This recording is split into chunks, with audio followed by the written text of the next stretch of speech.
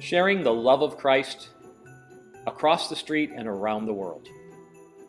That simple goal has been the core of the Washington Heights identity since our church was formed more than 60 years ago. And the Church Missions Fund is the foundation of the Washington Heights Baptist Church commitment to global outreach. Many people are not aware that 15% of every dollar given to Washington Heights is priority transferred directly into the Missions Fund. This year, more than 37 individual missionaries, 8 agencies, and 9 outreach projects are directly supported by our Missions Fund. Last year we faced a challenge as our giving fell short of the budgeted commitments. In some cases, we were able to absorb this shortage by deferring expenses from other parts of our budget.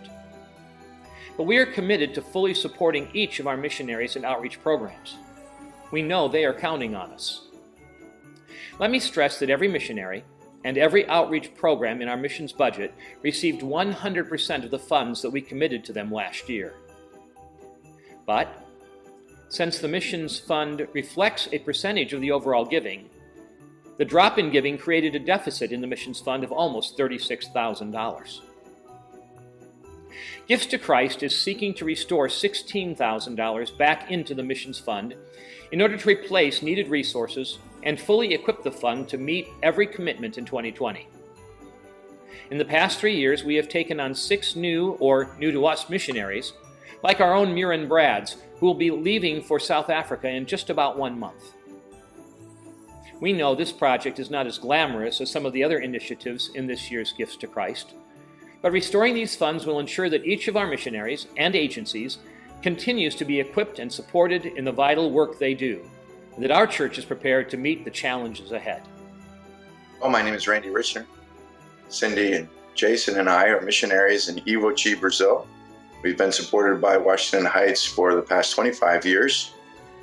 And we are so excited that $6,000 will be going to the retreat center here in WHBC, Brazil.